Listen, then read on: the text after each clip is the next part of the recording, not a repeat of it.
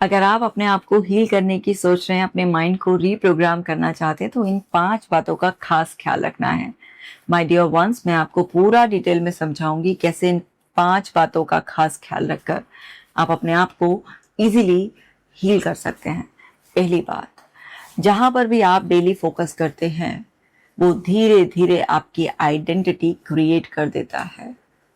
देखो भाई, अगर आप प्रॉब्लम पर फोकस करोगे तो प्रॉब्लम की ही पावर बढ़ेगी। आप सॉल्यूशन पर फोकस करोगे तो फिर सॉल्यूशंस की पावर बढ़ेगी। अगर आप अपने आप को बार बार लेबल करते रहोगे, मुझे एंजाइटी है, मुझे डिप्रेशन है, मुझे ओसीडी है, तो आपकी आइडेंटिटी किसकी होगी? इलनेस की। क्या आपको बीमारी है? अगर आप अपने आप को रिकवर करना चाहते हो, आप अपने आप को ट्रांसफॉर्म करना चाहते हो, हील करना चाहते हो, तो आपको कैसी आइडेंटिटी क्रिएट करनी होगी? एक हेल्दी पर्सन की। लेकिन आप जो भी चीज़ बार बार बार बार रिपीट करते हो, जिस भी चीज़ पे बार बार बार बार फोकस करते हो, तो क्या होता है? वैसी ही आपके अंदर प्रोग्रामिंग हो जाती है। अब मान लीजिए किसी इंसान को किसी बात का डर है, उसको किसी चीज़ की चिंता हो रही है, तो बार बार गूगल पर सर्च करता रहेगा, एआई से बात करता रहेगा, वैसी ही वीडियोस देखता रहेगा। तो क्या कर रहा है वो? अपने अंदर क्या प्रोग्रामिंग कर रहा है वो? बार बार उसी से रिलेटेड इंफॉर्मेशन आपके अंदर जा रही है, आपका और फियर बढ़ रहा है और आपकी आइडेंटिटी स्ट्रांग हो रही है कि आप बीमार है, बीमार है, बीमार है, बीमार है। आपको सर्च जरूर करना है, वीडियो भी जरूर देखनी है, पर कौन सी? सॉल्यूशन की। कि इस आइडेंटिटी को ब्रेक कर कर कैसे अपनी नई आइडेंटिटी एक हील्ड पर्सन की क्रिएट की जाए। तो फॉर एग्जाम्पल, अगर आपको नींद नहीं आती है तो आप सबसे पहले ज़रूरी होता है कि भाई नींद क्यों नहीं आ रही है, इस चीज़ को हम समझ लें।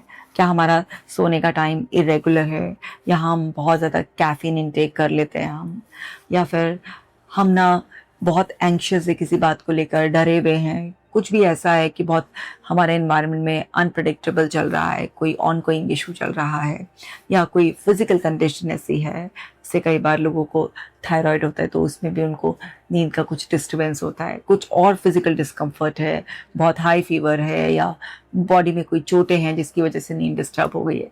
तो कारण पता चलना भी बहुत ज़रूरी है, राइट? पर अल्टीमेटली आपको क्या देखना है, क्या सीखना है, क्या समझना है कि कोई भी कंडीशन हो, किसी भी वजह से आपकी नींद डिस्टर्ब हुई हो, तो अब गहरी नींद लाने के लिए क्या करें? यानी कि सॉल्यूशंस खोजने हैं आपको और फिर उन्हें अप्लाई करना है। तो जब आप सॉल्यूशंस पर फोकस करेंगे और आप उन्हें अप्लाई करेंगे तो आपकी एनर्जी चेंज हो जाएगी, आपका माइंडसेट चेंज हो जाएगा। और जब आप लगातार रिकवरी के लिए एफर्ट्स करेंगे और पूरे विश्वास के साथ करेंगे कि ये इशू पूरी तरह से क्योर हो सकता है, तो फिर आपकी अंदर से कैसी आइडेंटिटी बन जाएगी? आपका हील्ड वर्जन। आप अपने फ्यूचर सेल्फ को अपने अंदर क्रिएट कर पाएंगे। और क्योंकि जो आपके अंदर डिज़ायर है हील होने की, रिकवर होने की, ट्रांसफॉर्म होने की, आप एफर्ट्स भी उसी डायरेक्शन में करेंगे, आप फोकस भी उसी तरीके की इंफॉर्मेशन पे करेंगे। तो इससे आपके अंदर की आइडेंटिटी चेंज हो जाएगी। आपका फेथ और आपके एफर्ट्स सच में आपके उस हील्ड वर्जन को रियलिटी में क्रिएट कर देंगे। यानी कि आप अपने फ्यूचर सेल्फ के साथ, जो ऑलरेडी हील्ड सेल्फ है, उसके साथ आप मर्ज हो जाएंगे। सो हमें ये ज़रूरी है ध्यान रखना कि हम किन चीज़ों पर फोकस करते हैं, क्योंकि जिन भी चीज़ों पर हम बार बार बार बार फोकस करते हैं वो हमारी आइडेंटिटी बन जाती है। तो आप जैसा भी अपने आप को बनाना चाहते हैं, आप उन चीज़ों पर ही फोकस करें। दूसरी बात जो ध्यान रखने की है, आपका दिमाग जब आप उससे एंगेज होते हैं तब आपको क्लैरिटी नहीं देता है।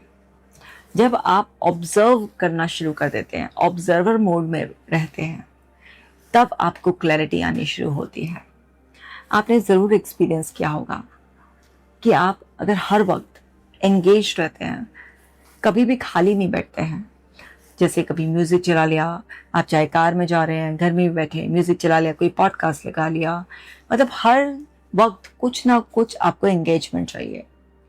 या फिर अगर आपके माइंड में कुछ कॉन्वर्सेशन भी रिप्ले हो रही है, कुछ इमेजिनेशन भी हो रही है, तो आप उसमें एंगेज हो गए। और जब तक आप अपने माइंड को इनपुट दिए जा रहे हैं, तो आपके अंदर ट्रूली क्या है आपका माइंड कभी भी रिवील नहीं करेगा। आपके अंदर कुछ भी क्रिएटिव इनोवेटिव आपको नहीं आइडिया आएगा, कभी भी कुछ पता नहीं चलेगा। उसके लिए आपको क्या करना पड़ेगा, आपको इनपुट पर रोक लगानी पड़ेगी और एंगेज होना हर समय माइंड से बंद करना पड़ेगा। जस्ट ऑब्जर्वर के मोड में आना पड़ेगा आपको। जब आप ऑब्जर्वर के मोड में आ जाएंगे, अपने थॉट्स को, अपने इमोशंस को, अपनी सेंसेशंस को, अपनी अर्जेस को ऑब्जर्व करना स्टार्ट करेंगे, तब जाकर आपको क्लैरिटी आएगी। तो आपको ऑब्जर्वर का रोल निभाना ही निभाना है, क्योंकि ऑब्जर्वर माइंड के लेवल से ऊपर उठ जाता है। आप प्योर अवेयरनेस में होते हैं, क्योंकि आपका माइंड वो चीज़ रिप्ले कर रहा है जो उसके पास रिकॉर्ड है। तो उस रिकॉर्डिंग को सुनने के लिए आपको उस टाइम पर एक्टिव रिकॉर्डिंग बंद करनी पड़ेगी। तो जब आप सिर्फ ऑब्जर्व करने लग जाते हैं, एंगेज होना बंद कर देते हैं, जजमेंट करना बंद कर देते हैं, एनालिसिस निकालना बंद कर देते हैं, तो आपको बहुत क्लैरिटी आती है। फिर वही क्लैरिटी आपको कॉन्फिडेंस देती है कि भाई अभी जो क्लैरिटी आई है इसके लिए कुछ करो। अगर कुछ बदलना है तो कुछ बदलो, कुछ बदलना नहीं है, कुछ नया ऐड करना है, सीखना है, तो उस चीज़ को सीखो। तो आपको जब क्लैरिटी आएगी, क्लैरिटी कॉन्फिडेंस लेकर आएगी, और फिर उसी से ही जब आप उसके बेसिस पर एक्शन लोगे तो आपके अंदर ट्रांसफॉर्मेशन होगा। तो आपको ऑब्जर्वर का रोल निभाना ही निभाना है। अगर आप ऑब्जर्वर का रोल नहीं निभा सकते तो आप अपनी मेंटल सफरिंग से कभी फ्री नहीं हो पाएंगे। तीसरी बात आपको जो ध्यान रखनी है कि आपको कोई भी अगर एडिक्शन है, कोई भी ऑब्सेशंस लग गए हैं, तो वो आपके अंदर इमोशनल एम्प्टीनेस की वजह से, इमोशनल सप्रेशन की वजह से हुए हैं। तो आपको समझना है कि आपका माइंड जब लाइफ में बहुत सारी चीज़ों को ऐसे सेंस कर लेता है कि आपका कंट्रोल नहीं चल रहा है, आपके अंदर एक खालीपन है, आप बहुत अकेला, अनसेफ, डिस्कम्फर्ट में फील कर रहे हैं, तो आपका माइंड आपको किसी भी एडिक्शन में, किसी भी ऑब्सेशन में ऐसे इंगेज कर देगा ताकि आप उसमें बिजी रहें, और वो जो आपके अंदर की फीलिंग्स हैं आपको फील ना हो, क्योंकि वो इमोशनल एम्प्टीनेस या वो जो इमोशनल सप्रेस्ड एनर्जी है वो बहुत टॉर्चरिंग होती है। तो आपका माइंड एक तरीका खुद ब खुद निकालता है और आपको टेम्परेली उन सारी डिस्कम्फर्टिंग फीलिंग से डिस्कनेक्ट करने के लिए वो किसी चीज़ का एडिक्टेड करता चला जाता है। क्योंकि आपके अंदर जो सेक्रल चक्र है, जो आपके प्लेजर सेंटर है, जो आपके इमोशंस का सेंटर है, जब यहाँ की एनर्जी डिस्टर्ब हो जाती है, क्योंकि भाव तो नेचुरली हमारे अंदर उठते हैं ना, तो जब वो सारी की सारी चीज़ें सप्रेस होना स्टार्ट हो जाती हैं तो यहाँ की एनर्जी तो बिगड़ेगी। तो फिर यहीं की एनर्जी बिगड़ने की वजह से आपको एडिक्शंस होते हैं, आपको ऑब्सेशंस होते हैं। तो जिन भी लोगों को किसी भी चीज़ का एडिक्शन है या किसी भी चीज़ का ऑब्सेशन है, उनको मेनली अपने सेक्रल चक्र की एनर्जी को बैलेंस करना है। सेक्रल चक्र आपका वो एनर्जी सेंटर है जो आपकी नेवल से रफली 2 इंचेस बिलो होता है। तो इस चक्र को आप बैलेंस करने के लिए डाइट का, योगा पोजेस का, इसके बीज मंत्र का किसी भी तरीके से सहारा ले सकते हैं। मैंने ऑलरेडी वीडियो बनाई भी है इस पर, तो आपको डिटेल में वहाँ से इंफॉर्मेशन मिल जाएगी। और अगर आप चाहते हैं कि ऑब्सेशंस को, एडिक्शंस को आप इस लेंस से देख पाएँ और आप चाहते हैं कि मैं सेक्रल चक्र पर एक बहुत ही डिटेल वीडियो बना दूँ, तो आप कमेंट सेक्शन में लिख दीजिएगा, मैं जल्दी से वो वीडियो भी बना दूँगी। तो चलिए, तो अब हम बात करें एडिक्शन, जो कि एक मास्क है। तो आपको अगर उससे फ्री होना है तो आपको अपने सप्रेस्ड इमोशंस को आपको रिलीज करना होगा। आपको अपने अंदर की वो इमोशनल एम्प्टीनेस को आपको अपने आप को फुलफिल करना होगा, तभी जाकर आप एडिक्शन से, ऑब्सेशन से फ्री हो पाएंगे। चौथी बात आपको जो खास ध्यान रखनी है वो ये है कि आपकी रीप्रोग्रामिंग तभी हो सकती है जब आपका नर्वस सिस्टम, आपका ब्रेन सेफ फील करता है। अगर आपका एनवायरनमेंट सेफ नहीं है और अभी भी आपके एनवायरनमेंट में कुछ टॉक्सिक लोग हैं, डेली की कुछ ना कुछ ऐसी बात होती रहती है जो आपको डिस्कम्फर्ट में डाल देती है, आपको एंग्शियस कर देती है, तब तक आपकी रीप्रोग्रामिंग होगी ही नहीं। क्योंकि आपका नर्वस सिस्टम बार बार बार बार उस स्ट्रेस को लिए जा रहा है। अब उसकी झेलने की कैपेसिटी तो ख़त्म हो चुकी है, वो ऑलरेडी ओवरलोड चल रहा है।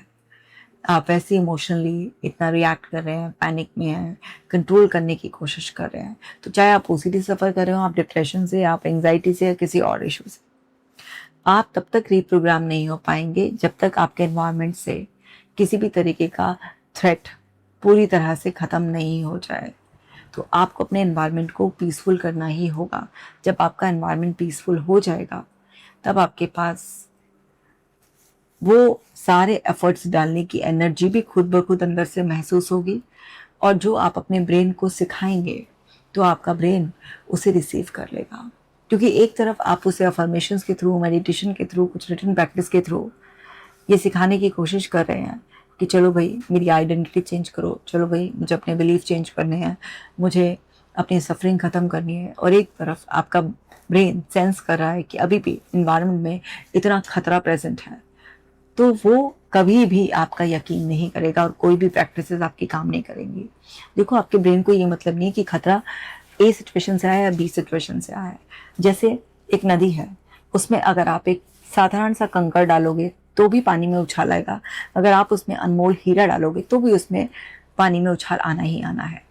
इसी तरीके से आपके ब्रेन में केमिकल रिएक्शंस होने ही होने होते हैं, चाहे वो डर आपका रैशनल हो, इरेशनल हो, कोई छोटी सी बात का हो कि कोई घर का ही मेंबर आपको बार बार क्रिटिसाइज करता रहता है ना, आपको इमोशनली हर्ट करता रहता है, या बाहर कोई चोर डकैत या कोई और आदमी आपके पीछे पड़ गया है, बुरी तरीके से आपको डराने की कोशिश कर रहा है। तो डर ही है। डर के केस में वो इमोशनल रिएक्शन जो आपके ब्रेन के लिम्बिक पार्ट से आता है, जो केमिकल केमिस्ट्री चेंज होती है, वो होती है। तो अगर छोटी बड़ी बात पर भी आपके घर में एक कलेश रहता है, एनवायरनमेंट में सेफ्टी नहीं होती है, तो आपके ब्रेन की रीप्रोग्रामिंग अनसेफ एनवायरनमेंट में बिल्कुल भी नहीं हो सकती, नहीं होगी, बिल्कुल भी नहीं होगी। आपको इस बात को समझना बहुत ही ज़्यादा ज़रूरी है। पांचवी बात जो ध्यान रखनी है वो ये है कि आपका सबकॉन्शियस माइंड मेटाफर्स की लैंग्वेज समझता है और उसे रिपीटेशन चाहिए होता है। अब जब भी आप उससे इमेजेस में मेटाफोरिकल लैंग्वेज में बात करते हैं और उस चीज़ को रिपीट करते हैं, तो आपका सबकॉन्शियस माइंड, जो कि बहुत पावरफुल है, तो उसकी रीप्रोग्रामिंग आसानी से हो सकती है। तो कई बार लॉजिक से ना देखकर, हर चीज़ों को रैशनलाइज ना करके, क्योंकि वैसे भी जब इमोशनल ब्रेन हावी हो जाता है तो आपकी सारी रैशनल जो एक्सप्लेनेशन होती है उसकी चलती भी कहीं है। लेकिन फिर भी मोस्टली लोग, कई बार क्या होता है, इमोशंस को लॉजिक से ट्रीट करने की कोशिश करते हैं, वो फेल हो जाता है। तो आपको समझना है कि आप अपने सबकॉन्शियस माइंड से पूछिए कि वो किसी भी तरीके के पेन को, सप्रेशन को, एंग्जाइटी को, डिप्रेस्ड फीलिंग को मेटाफोरिकली कैसे वो एक्सप्लेन कर सकता है। जैसे अक्सर मेरे पास लोग आते हैं तो वो अपने सिम्टम्स को इस तरीके से बताते हैं, जैसे कोई बोलता है कि मेरे सीने पे ना बड़ा सा पत्थर रखा हुआ है। अब असली तो कोई पत्थर नहीं रखा होता, लेकिन उनके सबकॉन्शियस माइंड में उनकी तकलीफ की ये इमेज है। कोई ये बोलता है कि ऐसा लगता है कि मेरे ना चींटियाँ काट रही हैं। अब सच में थोड़ा ना बदन पे कोई चींटियाँ लपटी हुई हैं, चींटियाँ काट रही हैं। कोई कहता है ऐसा लगता है कि सुइयाँ चुभ रही हैं। कोई ऐसा लगता है कि ऐसा लग रहा है कि कोई हंटर से मार रहा है। अब सच में कोई हंटर से थोड़ा ना मार रहा है। तो अलग अलग लोगों को अलग अलग तरह से उनकी लैंग्वेज में एक्सप्रेशन करना चाहिए। कोई ऐसा कहता है कि किसी ने मुझे ना रस्सी से बांध दिया है, कोई ऐसा कहता है कि मुझे कोई रिमोट से ऑपरेट कर रहा है, कि वो मेरा बटन दबाता है और तब मेरे से ये होता है, और जब वो बटन स्टॉप करता है तो तब मैं स्टॉप हो जाती हूँ। इस तरह से लोग अलग अलग तरीके से अपनी बातों को कहते हैं। तो हमें ये समझना है कि हमारा सबकॉन्शियस माइंड उसे किस तरह से अंदर स्टोर कर कर बैठा हुआ है। अगर हम उसी की लैंग्वेज में उससे बात करेंगे तो आसान हो जाएगा उन चीज़ों से फ्री करना। जो ऑलरेडी आपके अंदर सप्रेस्ड फीलिंग्स हैं, वो किस तरह से वो पर्सन डिस्क्राइब करा है, यानी कि आप कैसे डिस्क्राइब करेंगे। और दूसरा, जो डिजायर्ड स्टेट होती है उसकी, ये तो उसकी प्रेजेंट स्टेट है ना, करंट स्टेट उसकी है। तो उससे ही पूछो कि भाई तुम अपनी तकलीफ कैसे बोलोगे। तो सब लोग अपने अंदर अंदर जो भी कुछ महसूस करते हैं वो अपनी वोकैबलरी में बताना शुरू करेंगे। तो करंट स्टेट भी उनसे उनके शब्दों में पूछनी है, मतलब आपको खुद लिखनी है कि ये मेरी करंट स्टेट है कि मुझे डिप्रेस फील होता है। कुछ लोग डिप्रेस नहीं यूज़ करते, कुछ बोलते हैं एम्प्टी, कुछ बोलते हैं सैड, कुछ बोलते हैं हॉलो, है ना, कुछ अलग अलग वर्ड्स यूज़ करते हैं। तो आपको सबको ये नहीं है कि ये डिप्रेशन ये वर्ड हो सकता है, तो उसी फीलिंग को एक्सप्रेस करने के लिए सबके लिए अलग अलग वर्ड्स हो सकता है। तो आपके लिए वो कौन सा वर्ड है, करंट स्टेट क्या है आपकी और उसका डिस्क्रिप्शन क्या है। फिर आपकी डिज़ायर्ड स्टेट क्या है। अब जैसे एंजाइटी का ऑपोजिट सबके लिए काम नहीं होता। एंजाइटी का ऑपोजिट कुछ लोगों के लिए हैप्पी होता है और कुछ लोगों के लिए रिलैक्स भी होता है, कुछ लोगों के लिए पीसफुल भी होता है, कुछ लोगों के लिए क्वाइट भी होता है। तो सबकी अपनी अपनी वोकैबलरी होती है। तो आपको अपनी खुद के हिसाब से लिखना है कि आपके लिए वो कौन सा कीवर्ड है, डिजायर्ड स्टेट क्या है, और फिर अपने सबकॉन्शियस माइंड से पूछना भी है कि अब इसको इमेज में मेटाफोरिकली डिस्क्राइब करो। तो मान लीजिए कोई कामनेस का डिस्क्रिप्शन इस तरीके से कर रहा है कि काम ऐसे जैसे नदी का बहता हुआ पानी, उसे देखकर जो कामनेस आती है वो कामनेस। तो अब आपको ना एक क्लू मिल गया है कि इसके सबकॉन्शियस माइंड को कैसे समझाना है। कोई कहता है कि मुझे इतना पीसफुल होना है जैसे एक छोटा बच्चा मुस्कुराता हो, तो अब आपको क्लू मिल गया कि ओके कि इसके लिए पीसफुल होने का मतलब ये है। तो सबके लिए अलग अलग कुछ डिस्क्रिप्शन होता है। किसी इंसान को पूछा मैंने कि मोटिवेशन कैसे फील होता है, तो उसने बताया कि ऐसे जैसे आप सुबह सुबह की धूप में खड़े हो जाओ और आपके अंदर वो सूरज की किरणें एंटर करती हैं और आपकी एनर्जी बूस्ट होती जा रही है और आपके अंदर पावर महसूस हो रही है, आपकी बॉडी का टेम्परेचर चेंज हो रहा है। इस तरीके से डिस्क्रिप्शन है। अब जिसने जिस तरह से डिस्क्राइब किया उसे जज नहीं करना है, क्योंकि वही सही है। उनके सबकॉन्शियस माइंड में उसकी एक्सप्लेनेशन, मेटाफोरिकल एक्सप्लेनेशन इसी तरीके की है। तो कोई भी स्टोरी के फॉर्म में किसी चीज़ से कनेक्शन, बादलों से, नदी से, झरनों से, पंछी से, किसी भी चीज़ से, बच्चे के चेहरे से, हंसी से, किसी भी तरीके से लोग अलग अलग अलग अलग इस तरीके से स्टोरी की फॉर्म में, इमेजेस की फॉर्म में ऐसे डिस्क्राइब कर सकते हैं करंट स्टेट को भी और फिर आपकी डिज़ायर्ड स्टेट को भी। तो ये पर्सन टू पर्सन डिपेंड करता है। अब जैसे कोई मुझसे कहेगा कि मेरे को सुइयाँ चुभ रही हैं, तो मैं उसको क्या बोलूँगी कि जब थेरेपी हम उसको करते हैं, इमेजिनेशन प्रोसेस कराते हैं कि आपकी सुइयाँ एक एक करके मैं निकाल रही हूँ और आप महसूस कीजिए कितना रिलीफ। और वो जो वर्ड है यूज़ भी किया जाता है, वो भी उनसे ही पूछा जाता है कि उनको सुइयाँ निकल जाए तो उनको कैसा महसूस होगा। तो वो कीवर्ड ही यूज़ करके ऐसा उनको बोला जाता है कि अब सुइयाँ एक्चुअल में कोई गड़ी भी नहीं थी, लेकिन सबकॉन्शियस के लिए वो था कि वो सुइयाँ हैं। अब वो सुइयाँ एक एक करके मैंने निकाल दी है तो उस पर्सन को सुकून मिल गया है। तो उन्होंने मुझे कीवर्ड दिया था सुकून, तो अब मैं अपनी तरफ से रिलीफ नहीं बोलूँगी, मैं सुकून ही बोलूँगी कि आप देखो आपको सुकून आ रहा है, और सच में सुकून आ जाता है उस इंसान को। तो सबकॉन्शियस माइंड ऐसे करता है काम। तो अब सुइयाँ है तो सुइयों से कुछ तो अंदर चोट लगी होगी ना, कुछ हुआ होगा, तो फिर उसमें भी कि अब देखिए इसकी बैंडेज हो गई है ना, ये हील हो रहा है। पूरा एक मेटाफोरिकल, एक पूरी इस तरीके की स्क्रिप्ट आप तैयार करो, क्योंकि उसका लॉजिकली सेंस करना ज़रूरी नहीं है। क्योंकि हर बात लॉजिकल माइंड से ओके टिक टिक टिक टिक कराओगे तो बहुत सारी चीज़ें तुम्हारे लॉजिक पर खरी नहीं उतरेंगी, बट सबकॉन्शियस माइंड ऐसे ही हील हो जाता है। बहुत सारी चीज़ें ऐसे लगती हैं इससे होगा कुछ, हाँ भाई इससे हीलिंग हो जाती है। तुम करके तो देखो, तुम्हें खुद भी पता चल जाएगा। अगर तुम अपनी स्क्रिप्ट नहीं बना पा रहे हो तो एक काम करना, कमेंट सेक्शन में लिख देना कि ये मेरी करंट स्टेट है और ऐसे ऐसे मेरे सबकॉन्शियस माइंड ने मुझे बताया है कि मेरी जो फीलिंग है इसको ऐसे डिस्क्राइब किया है। अब इसके लिए डिज़ायर्ड स्टेट मुझे ये चाहिए, और कोशिश करना कि तुम उसका भी डिस्क्रिप्शन लिख पाओ। और अगर तुम उसकी स्क्रिप्ट नहीं बना पा रहे होंगे तो उसकी स्क्रिप्ट मैं आपके लिए बना दूंगी। शुरुआत में जो भी लोग कमेंट करेंगे 5 लोगों की स्क्रिप्ट मैं बनाकर अपनी तरफ से उनको दे दूंगी ताकि हेल्प हो जाए, और फिर उसे कमेंट सेक्शन में पोस्ट कर देंगे ताकि और भी लोग उसको देखकर अपनी हेल्प कर पाएं। तो इस तरीके से आपकी हीलिंग फास्ट हो जाती है। अब आपने एक बार सुइयां निकाल दी, अब बार बार हर बार जब आप इसको रिपीट करोगे तो बार बार सुइयां नहीं निकालोगे, क्योंकि सुइयां तो निकल गई, फिर दोबारा से सुइयां कहाँ से आई। तो आप नेक्स्ट टाइम जब उसको रिपीट करोगे हीलिंग प्रोसेस को, तो आप क्या करोगे, आप देखोगे कि अच्छा वो जो उन्होंने जख्म किया था वो हील हो रहा है ना, अब वो बेटर हो रहा है। इस तरीके की इमेजिनेशन करोगे कि पर्सन हंस रहा है, मुस्कुरा रहा है, अब वो नॉर्मल लाइफ में जी रहा है जो उसने बताया था। उसी तरीके से डीप विविड इमेजिनेशन जब आप करते हैं तो सबकॉन्शियस माइंड बहुत जल्दी हीलिंग कर देता है आपके माइंड की रीप्रोग्रामिंग हो जाती है, आपकी बॉडी से वो फीलिंग निकल गई, आपके सबकॉन्शियस माइंड में चेंज हो गए, तो आप चेंज ही हो गए ना। तो इन 5 बातों का आपको ख्याल रखना। इसके अलावा और भी बहुत सारी बातें अलग अलग वीडियोस में सिखाती रहती हूँ। फिलहाल मैंने 5 बातें डिस्कस की हैं।